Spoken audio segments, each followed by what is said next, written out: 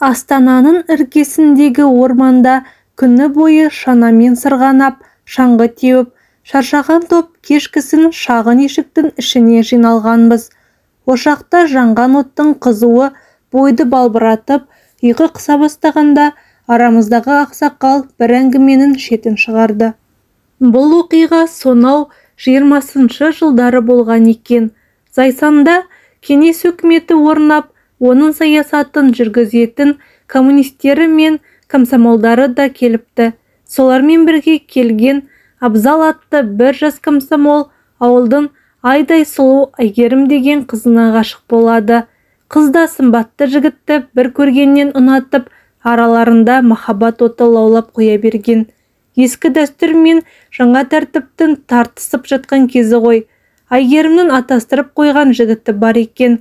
Қалың малы да төленген. 2 жасқа бұл да кедергі болмапты. Үлкендер екеуін тоқтата алмайды.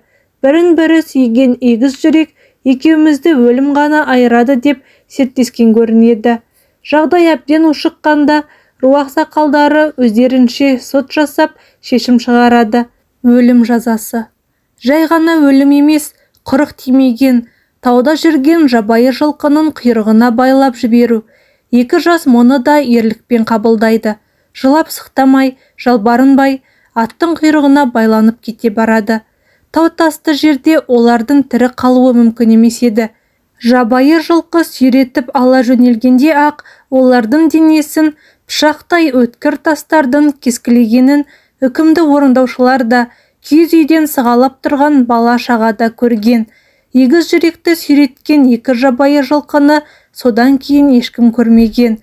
Абзал мен Әйгерімнің мұңды махаббаты жайлы аңыз әңгіме 30 жылдан астам уақыт бұл өңірде қозы мен баянның махаббатынан кем айтылмайтын. Екеуін де өлдіге санайтын. 60-шы жылдары Қытайдағы қандастар елге қайта бастағанда адам сенбес бір оқиға болды. Басқа бұлай болар деп ешкім күтпеген. Ошақтағы от сөнуге айналды. Сыртта боран басталды. Орман ішінде оның дыбысы қасқырдың ылғанында естіледі екен. Қария әлі сөйлеп отыр. Балалардың алды пысылдап ұйқыға кеткен. Менің ұйқым шайдай ашылды. Әрі қарай не болар екен? Өр Алтайдың оңтүстігінде сауыр жоталары бар. Уақыт мүжіп, қатпар-қатпар тастары шығып жатыр. Сол сауыр мәңгілік мұзға оранған Мұзтауға барып тіреледі. Мұзтаудың бір бөлігі өзімізде, қалғаны Қытай жерінде. Ол кезде Мұзтауға жан баласы жоламайтын, жете алмайтын да. Талай жүректі жігіт Мұзтауға шығуға талпынып көрген, шығуы да мүмкін еді. Биік шыңның етегіне ілінгендер әрі қарай көтерілмей кері қайтатын. Біріне қарлы бөктерде албастыдай киінген құбыжық адам көрініпті. Бірі соның қарға түскен ізін көрген. Бірі сақалы беліне түскен, сол адамның жағып кеткен отынының үстінен түскен. Сауырдың баурайын жайлаған ел оны шайтан десті. Қар адамы дегендер де болды. Қалай десе де, олардың біреуі де Мұзтауды мекендеген пенденің кәдімгі адам екенін.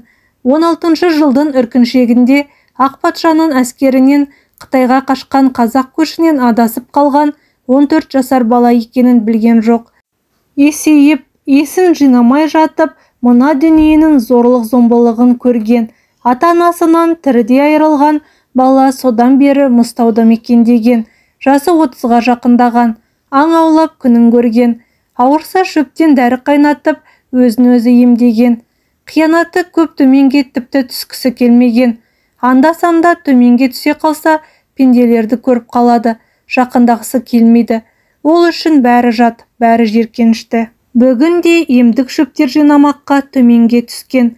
Жақпар тастардың арасымен жан-жағына сақтықпен қарап келе жатқан ол, аяғының астында ыңырсып жатқан адамды көргенде шоршып түсті. Адам дейді-ау, терісі жолым-жолым болған, ырсиып сүйегі ғана қалған бірдеңе. Әбден жақындағанда байқады, қыз бала. Ыңырсып бірдеңе дейді, құлағын тосқан.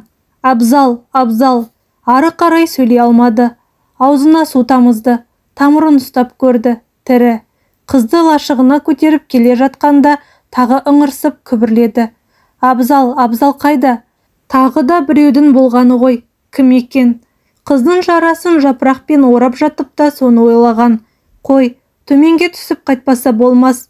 Мүмкін қыздың айтқан абзалы төменде бір жерде жатқан болар. Адамдардан безген кісі киік емші абзалды іздеп мұздаудың етегін 2 күн шарлады, таппады.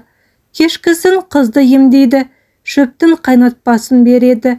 Жарасына сол шөптен жасаған май жағады. Өзі де жалғыз жүріп, қасқырмен де шайқасқан, құздан да құлаған. Қансырап жатып, өз жарасын өзі емдеп үйренген. 2 күннен соң Әйгерімнің беті бері қарап, кісі киік емшісіне болған жайды баяндап беруге шамасы келді. Таудың өткір тастары, аттың құйрығында кеткен қыздың нәзік денесінің парша-паршасын шығарып қана қоймай, қолы байланған арқанды да қиып түскенге ұқсайды. Ол солай аман қалған. Абзал ше, Әйгерімді аман алып қалған жаратқанның абзалға да мейірімі түскен шығар. Ағыл-тегіл жылап, жүрегінің жартысын жоқтаған қызға қарап отырып, кісі киік емші осыны ойлаған. Олай болмаған күнде тым құрыса сүйегін табайын, мына бейшараның жаны жай тапсын, дейді тағы бір ойы. Тағы да бірнеше күні абзалды іздеумен өтті. Аяқ жететін жердегі орманды да, құздағы үңгірді де, сай-саланы да қарап шыққан, табылмады. Тек бір жерден үзілген арқан мен қанды із көрген. Сол маңайды індетіп іздеп көрді. Тау өзенінің тұсына келгенде адамның ізі үзілді. Әрі қарай еш белгі жоқ. Не ит құсқа жем болды, не суға ағып кетті. Бәлкім тірі қалған шығар. Осылай ойға шомып келе жатқан кісі киік кілт тоқтады. Төменде өзенді жағалап бір салтатты кетіп бара жатыр екен. Иығына асынған мылтығы бар. Таныды, жиі көреді. Арғы беттен бері қарай жасырынып өтетінін де, әр жолы біреу болып келіп, бірнеше болып қайтатынын да байқап жүр. Қасындағылардың қызылдардан қысым көріп, Қытайға қашқан қазақтар екенін де іші сезеді. Жақындап баруға әр жолы жүрегі дауаламайтын. Бұл жолы да батпады, үңгіріне қайтты. Қыз сауығып қалыпты. Кісі киік келгенде үңгірде от жанып, қазанда аңның еті қайнап жатты. Ішке кірген бұған үміттене қараған. Не дейді? Басын шайқады. Үзілген арқанды да, қанды ізді де айтпады. Арқанын үйіріле соққан бораны кей сәтте ормандағы жалғыз үйдің есігін жұлып кете жаздайды. Ақсақалдың әңгімесіне беріліп отырған біз ондайда селк ете қаламыз. Сәлден соң ақсақал сыбырға көшті. Ауық-ауық пысылдап ұйықтап жатқан балаларға қарап қояды. Хикаяның ересектер ғана тыңдайтын тұсына жеткен сияқты. Құлағымызды түре түстік. Мұздауда күн ерте батады. Таулы жердің барлығында солай. Кісі киік емші соңғы күндері үңгірден алыстамайтын болған. Әйгерім аяғынан тұрғалы үңгірден бір жылылық есетіндей. Тамағы дайын, оты жағулы. Әйтеуір бір тылсым күш тартып тұрады. Бүгін де кеш бата үңгірге кіріп алған. Сыртқа бір шығып келгенінде Әйгерім бұрыштағы тері төсенішке бүркеніп жатып қалған екен. Сәлден соң пысылдап ұйықтағаны білінді. Кісі киік оған қарап ұзақ отырды. Осы 30-ға жетер-жетпес ғұмырында әйел баласын, мынадай сұлу қызды оңашада жақыннан алғаш көруі, өткендегідей емес, жарасы жазылып, бетіне қан жүгіріп құлпыра бастаған. Бір кезде қыз ұйқысырап, әлденені күбірлеп, бір жағына аунап түскен. Үстіне жамылғаны да сусып түсе берген. Бұрышта өлімсей жанған оттың жарығы оның сәл ашылған кеудесіне түскенде, кісі киік қалай жақындағанын да сезбей қалды. Қолы дірілдеп, ұйқыдағы арудың білегінен ақырын сипаған. Көзі жұмулы қыз жымиды. Кісі киіктің қолы жоғарылай бастағанда Әйгерім сыбырлап, «Абзал, сенбісің?» деп тағы жымиды. Кісі киік тез есін жиып, қолын тартып ала қойды. Ол текті еді. Арды, ұятты, намысты жоғары қоятын тұқымнан болатын. Оны өзінің іші сезетін. Көштен ес білген шағында қалған. Әке-шешесі есінде. Ол отқа қарап ұзақ отырды. Не істеу керек? Қыздың бұл үңгірде қалмасы анық. Ауылына да қайталмайды. Баратын болса өлім. Осы кезде қыз тағы да ыңырсыды. Абзал, түс көріп жатқан сияқты. Кісі киік сөне бастаған отқа бір-екі отын тастап, орнынан тұрды. Қыз жаққа бір қарады да сыртқа беттеді. Бір шешімін тапқан сияқты. Кісі киік емші сол кеткеннен келесі күні түс ауа бірақ келді. Келе сала Әйгерімге жиналуды бұйырған. Қыз үшін бұл күтпеген жай болды.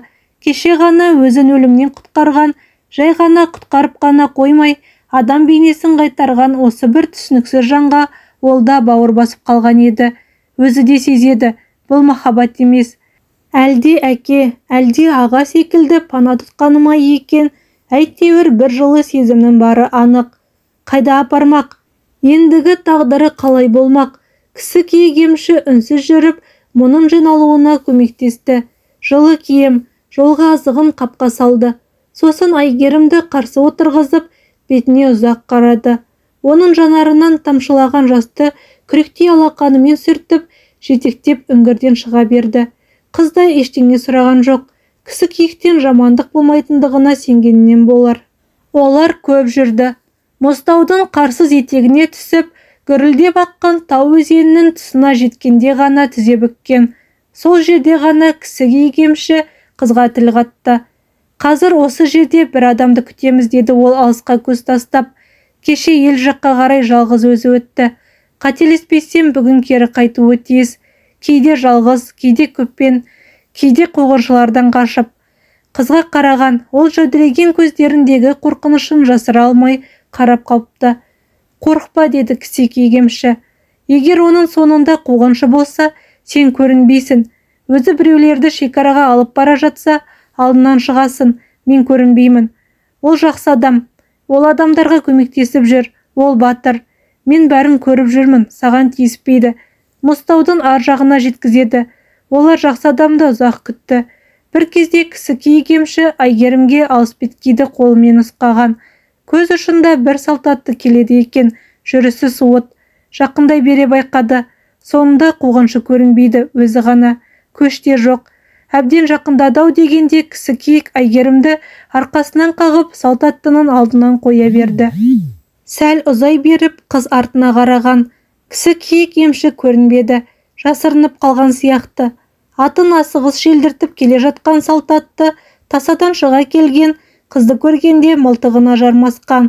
Оның жалғыз екенін көргеннен кейін ғана атының тізгінін тартты. Кімсің? Пері емессің бе?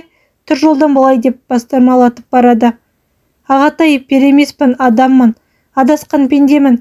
Қазір бәрін айтып беремін, тоқтаңызшы, ағатай. Әйгерім тоқтамай сөйлеуде. Салтатты мұқият тыңдады. Кісі киік емші жайында айтқанына да елең еткен жоқ, білетін секілді. Тек Абзал жайында айта бастағанда селт еткендей болды. Абзал деймісің? Сүйегі табылмады де. Жа болды, сендім. Арғы бетке ала кетейін деп атын тебініп қызға жақындады. Мінгесе ғой. Басқа елде бәлкім бағың ашылар. Артына қыз мінгестірген салтатты жотадан асып көрінбей кеткенше құз басынан кісі киік емші олардан көз алмай қарап тұрды. Сосын тізерлей қалып жерді төпештеп жылап жатты. Егер әңгіме ұнаған болса, каналға жазылып, лайк басып, комментарий қалдырып, қоңыраушаны басып қойыңыз.